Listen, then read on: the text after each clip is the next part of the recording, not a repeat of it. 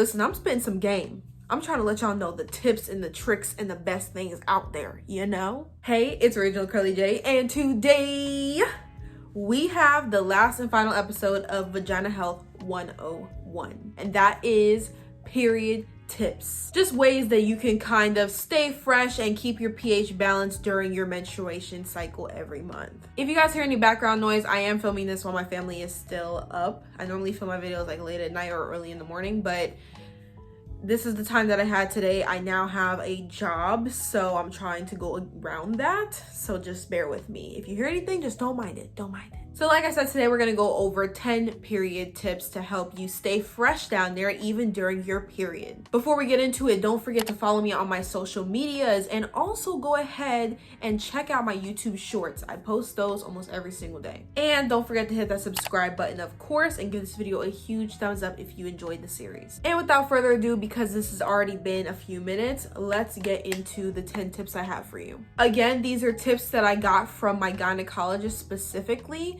So these aren't just random things that I'm telling you to try. These are things that I've tried myself, that I was recommended by a doctor, a vagina health doctor. And before we get into speaking about it, I also want to mention that instead of saying vagina every single time I say vagina, I pronounce it vagina. So that kind of makes people feel a little less uncomfortable with the topic.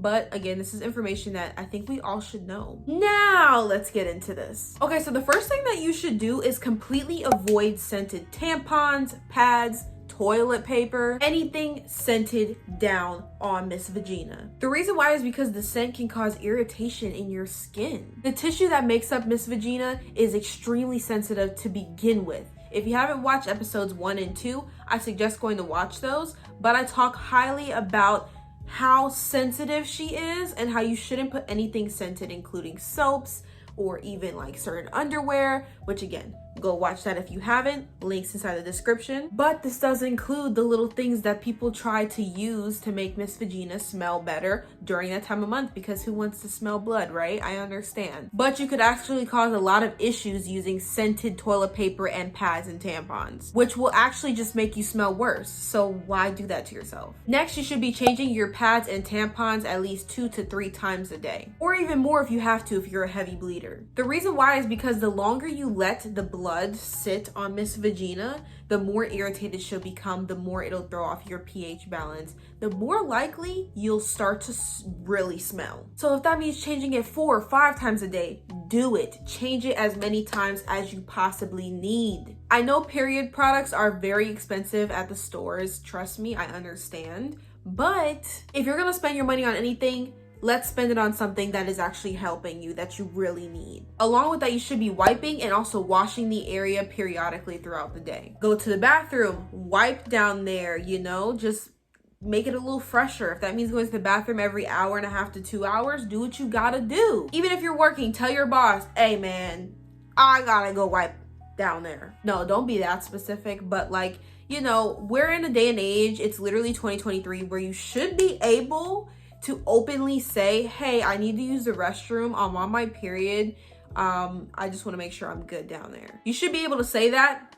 Doesn't matter who you're talking to. Same thing with washing the area frequently. Just make sure that she's clean. You should wash your hands before and after using your menstrual cycle products. So before changing your pad or before changing your tampon, wash your hands, because any bacteria that was on your hands that you now are putting on your tampon, you're now shoving up in there, and that's going to cause some bacteria buildup, yeast infections, UTIs.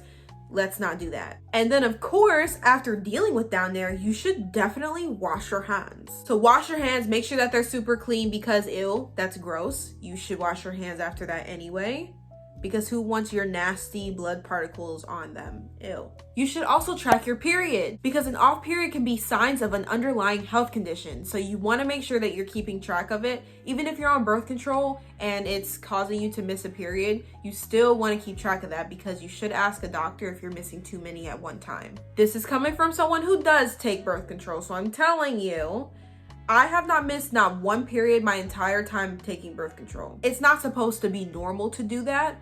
So just keep track of that and make sure to ask a doctor if it's happening too often. This is a great one, but use a heating pad or even like a warm rag on the lower part of your stomach, of your abdominal area, or what people like to call Miss Fupa, in that area. This should target any cramps that you're having. Another great thing to do to relax your muscles and cause easier blood flow is to take warm baths and showers. Yes, I said baths. Soaking actually can be really good for Miss Vagina and the muscles around her that are making your menstruation happen. And don't worry, when you hit water and you're actually sitting inside the water, you're not gonna just bleed inside of the water. Your period actually stops when you're submerged in water. Not literally stops, but it stops flowing out. So you don't have to worry about sitting in a pool of your own.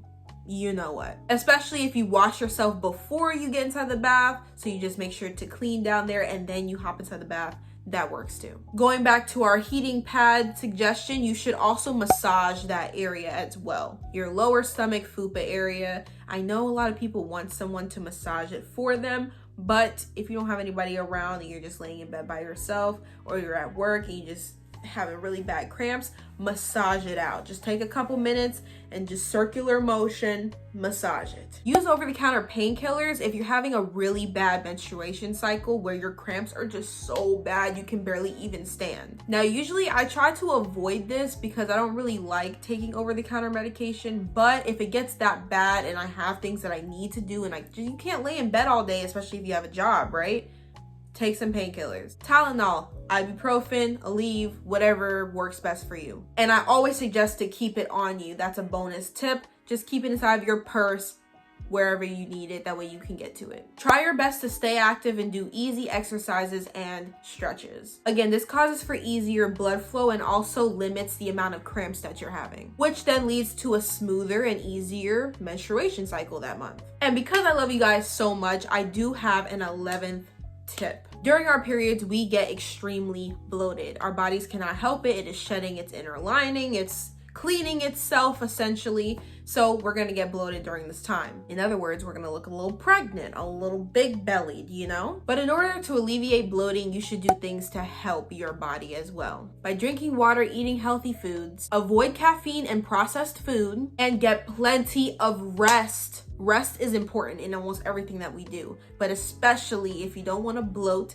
and you also are having such a horrible heavy period. I know that that's a simple one. You're probably like, yeah, I know that already. Well, a lot of people tend to neglect their bodies, especially because of how they feel during their period, but try to take as best care of your body as you can during this time. I mean, you should always take care of your body, but especially during this time. And just like that, we are all done with my 10, 11. If you skipped it, then you skipped it and you need to go back, but I gave you guys a bonus. But that is all the tips that I have for your time of month, just to make it easier on yourself and also help make sure that your pH balance stays the same during this time. And just some tips that honestly that they don't teach in school and I think a lot of people need to know about. If you found this video helpful in all 3 of the videos, again, if you haven't watched them, links in the description, then go ahead and give this a huge thumbs up and comment down below anything that I missed or any videos that you want me to make that I didn't cover in these 3 episodes. But I want to say thank you guys so much for the support. I really enjoyed this series